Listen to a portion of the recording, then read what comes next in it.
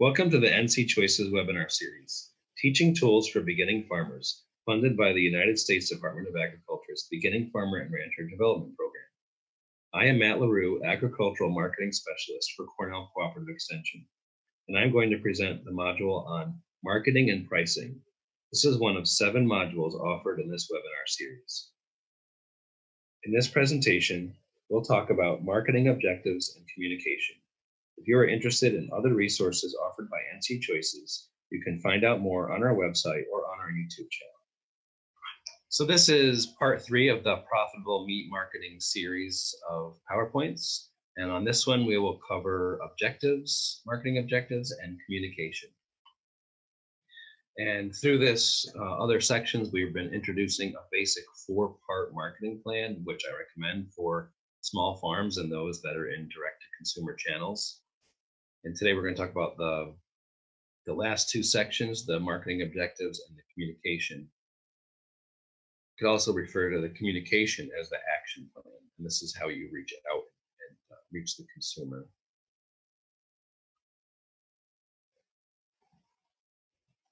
With each act of marketing, you really need to question, what are you trying to accomplish? When you decide to create a brochure or make a Facebook post or pay for advertising, then you should be questioning, what am I trying to accomplish by doing this?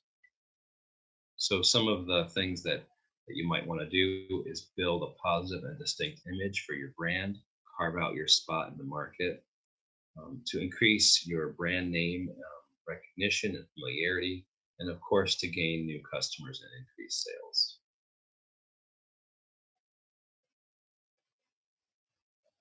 A definition of differentiation is just simply how you stand apart, what makes your brand different from the other competitors. And in this instance, we're talking about other farms in the region that might be trying to sell local meat to consumers, but also competing national brands that are not local but might have some of the attributes that make them competitors. Branding is this idea of using a consistent image to increase recognition and familiarity with your brand. Positioning is a little more subtle. It often seems like differentiation, but the point of positioning is that it's how the customer perceives your business and the place that you have in their mind, i.e., if they were to describe your business, they would say, oh, that farm, they are the ones that, and then they would describe sort of your position in their mind.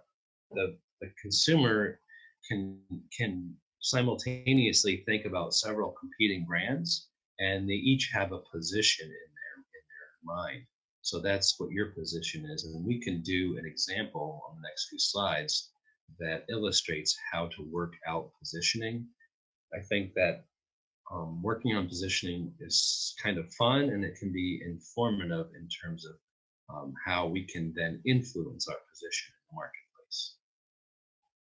So one way to get at positioning is through an exercise called perceptual mapping.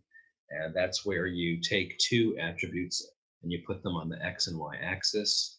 So in this, we're going to, in this slide here, we're doing an example of vegetable CSA farms in my area that I've heard how people talk about the CSAs around here, right? So CSA farms are either messy or very clean and tidy, right? When consumers come to the farm to pick up their share of produce, they're going to see the farm and they're thinking of them as either being nice and neat or really messy.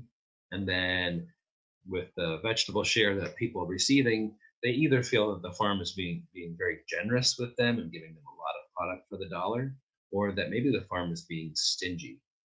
And so by listening to the way consumers discuss these farms, we can plot out their positions on the map. So Farm C has a favorable position because they're perceived to be neat and tidy, and also being very generous with their customers and giving them a lot of product. Now, meanwhile, Farm A is considered to also be neat and tidy, but to be quite stingy with the vegetables. Now, this is important to say that this is the perception, not necessarily the reality. So maybe and I believe it's true, that Farm A and Farm C are giving their customers equal amounts of produce. You're getting the same amount of vegetables in your weekly share with Farm A and Farm C. But how do we build this position? Well, it's because at Farm A, they have a lot of signs with strict rules on them about what you can take and when you can take it. It's because the farm manager paces back and forth during distribution with their arms crossed, and they're watching you. Meanwhile, Farm C is very welcoming, smiling. They may have a few rules, but they go about it in a different way. So they've just created the perception that they're being generous with their consumers. The way you would use this perceptual map if you were Farm A and you understood what people were, how people perceived you, is you would try to change your position and move its place on the map by changing your communication and your behavior. So that's just one example. Here's another example that you could do as a group, which I think would be fun. And I've done it with a lot of groups. Gets everybody laughing, but also gives a better understanding of positioning. We can talk about the qualities of grocery stores and what are some of the qualities. Well, you don't have to think of both ends of this X or Y axis. You just have to think of one quality, such as cleanliness, and then come up with the two extremes. Grocery stores are either very clean or they're dirty, right? And then they have either a wide selection of goods or a limited selection. And you can then ask people to help you plot out the different grocery stores in your area.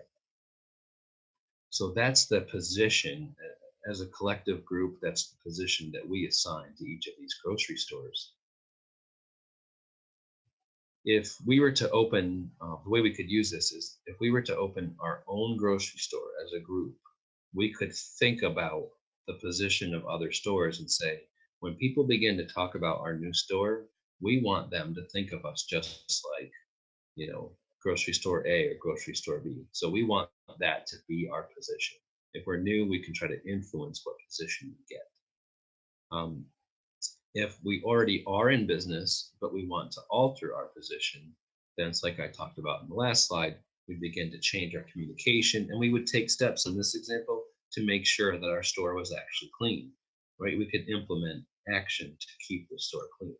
All this is about positioning and how to make sure that you're in the position you want and to begin to understand the perceived position that you're going to receive from customers over time. It's one of the more nuanced ways of thinking about marketing. Certainly it's used by large marketers, in the national market, but also quite practical and can be kind of fun if you're willing to take some time to work on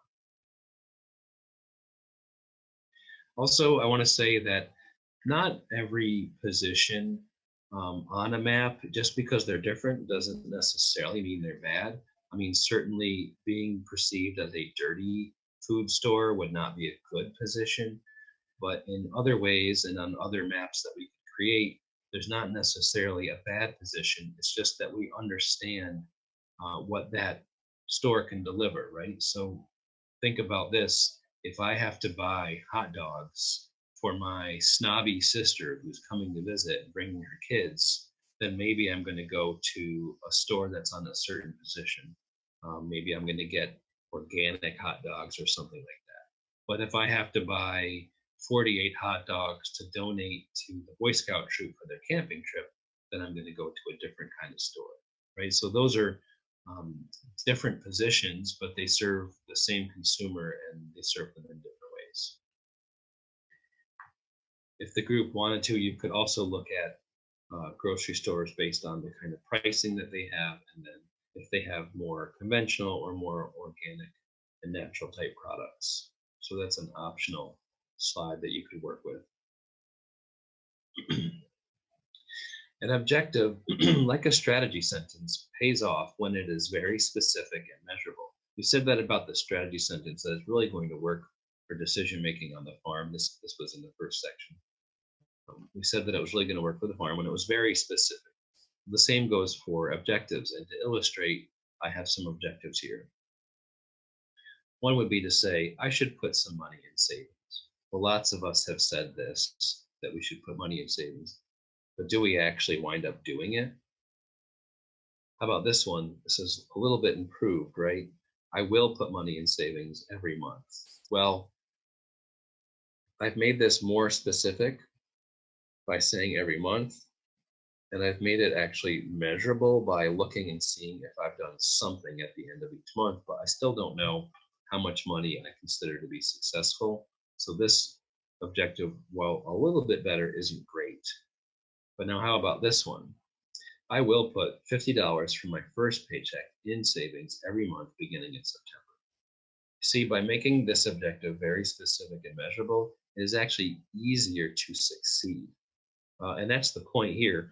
I would say the more that you don't like doing marketing, the more you should have a plan, because a plan with strategy sentence and well defined objectives becomes easier and more efficient to get the work done. So in this one, we can look at when we get our second paycheck, we can look back and see how much do we put in the savings. We only put 30. Okay, we know what to do now. We need to put another 20 in.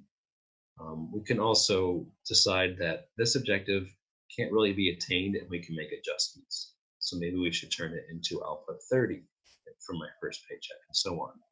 But the job of getting money saved with this third objective here on the bottom is better than with the first one that we had. And the same is going to apply to marketing. So objectives make accomplishing the task actually easier to do. So again, like I said, if you feel that you don't like marketing, that's all the more reason to have a plan. The key ingredients for a well-written objective are to have what the goal is going to be, to define the target audience that you're thinking about for this objective, to give yourself a marketing budget, which we haven't discussed up until this point, and we're not going to go into great detail about. But a budget really gives you the freedom to commit a certain amount of money to getting this done, and then using that as creatively as possible. The next ingredient is the budget, which is just a set amount of money that allows you to think of the most creative idea possible for realizing the objective. Then there's the timeline, which is the duration of how long it's going to take and how long we're planning for. And finally, the ultimate action plan, which is to say the communication plan and how we're going to reach people. So these are the components of an effective objective. And I'm going to further define them in the coming slides. Let's look at an example where we're just talking about how much money we made at the farmer's market last summer. Last year, I grossed an average of $525 per farmer's market. So my objective is that I want to gross an average of 750. In other words, I want to increase sales, but I'm making it measurable. My audience is going to be my target audience that I defined in my strategy sentence for my marketing strategy. I'm going to give myself a budget of $75 a week in order to accomplish this goal. That $75 can come in many. I'm going to give myself $75 as a budget for this objective. That's $75 a week. It can be used many different ways depending on what we think is the best and most innovative. So it may be in the form of giving away product. It may be in coupons or in advertising. Then there's a timeline. In this case, we're going to say I want to gross this 750 per market from June 21st through October 31. So basically the whole market season, and spending $75 a week. And so then I develop through brainstorming the best action that I can come up with. So here's an example. I'll offer 10% off of orders $20 or more. And I will put this on a big sign at my market stall so that people know that there's a special being to be had. So it would take 38 customers who spent $20 or more in order to realize my 750 goal. And then I realized I made this example up just for teaching, and actually 10% off $20 is only $2. So that's not that interesting, but there's probably some great ideas out there on how to get this accomplished. So as a group, we could do another example, trying to brainstorm the most interesting and best ways to accomplish it.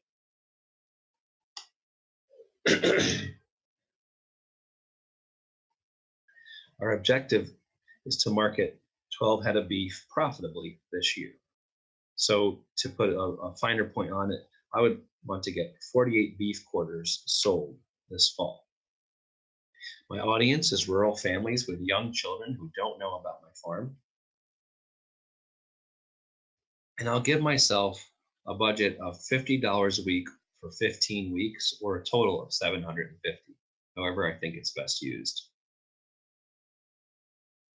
My timeline is that I'd like to get all of this marketing and selling done between September 1st and December 20th. And now, as a group, you can come up with some ideas and some actions.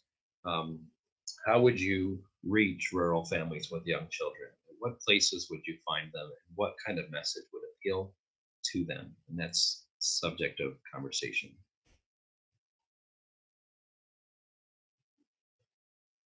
So moving on to the communication plan, it's using objectives to create promotions or ways that you reach out to the consumer. Objectives really don't always need to be focused on making sales, and we just did some examples that were based on sales. But remember that you can have other kinds of objectives, like getting people to visit your farm event, or even to like your page on Facebook or to share it, and so on. So the objective isn't always completely sales based, especially these days with social media. People want to have more of interaction and relationship with the farm. So you can make objectives around building that interaction. Objectives inform your communication plan and how you'll reach the public and what kind of promotions you'll use. Promotions have, just like objectives, promotions have some ingredients: the mechanism, the call to action, a special offer, a deadline, which is to say a timeline, a target audience, and a budget. So I'm going to introduce some examples of promotions in the coming few slides.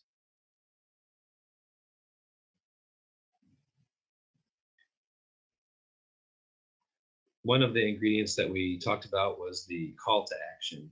And like I said, it's not always sales based, so you can look at some other possibilities: using a coupon, sharing a Facebook post, giving an online review to our company, visiting us, attending our event, referring friends, and so on. So they don't all need to be solely sales based. Next, there's usually a special offer or reward. This doesn't have to be expensive for the farm, and it could even include an experience. Some experiences might include letting a family or a class or an organization visit your farm, or vice versa, having a farmer, you, visit the class or the business, or help them cook through a recipe with your meat or something like that. So there are experiences that can be rewards. It could also, of course, be a discount, a free item, or a prize that's from from a partnering business, or just a different kind of a prize, depending on what you've developed. It could be seasoning for meat, and or a gift packet of sauces, something very simple and not too expensive for you. Sometimes the prize might be bragging rights, right? If people who are, especially those foodie types that are really enthusiasts about agriculture and local farms and local food, it might be that you're giving them, a selfie with you, and that's some bragging rights for them. You might be surprised by what motivates your customers to take action. Then there's the mechanism, and I've given some examples here, thinking a lot about Facebook, but not solely about Facebook promotion. This could be done at a market as well.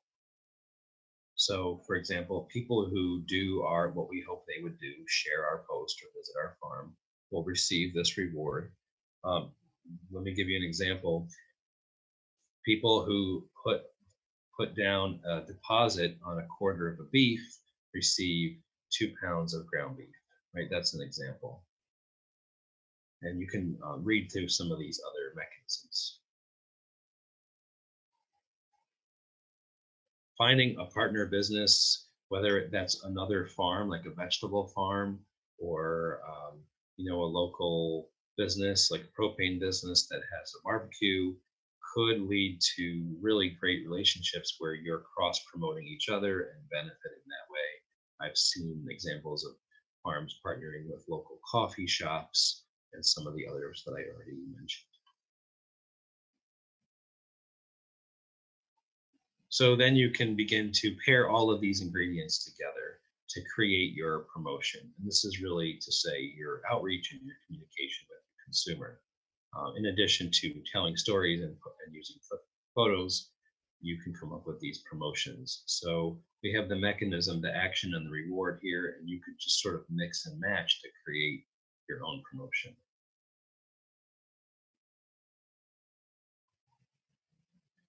So in this section, we just reviewed marketing objectives and the communication plan.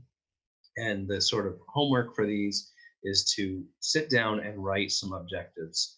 Um, if you work with your team and you were to write 3 objectives for the year, that would be great. Or you could even write some, more for the shorter term and then revisit and write more objectives later in the season. The point is to come up with specific and measurable objectives that make your marketing job easier and keep you on track to meet your goals. And then, with that in mind and understanding your strategy and your market research, to develop really innovative and efficient ways of engaging consumers and reaching the goals that you're defined with your objective. It's time for another marketing meeting with your team. So for additional reading on this subject, we have a publication that's available for free. You can find it by searching Cornell Smart Marketing and look at the November 2017 article. It's about 2 or 3 pages long and covers a lot of the topics that were discussed in this slideshow.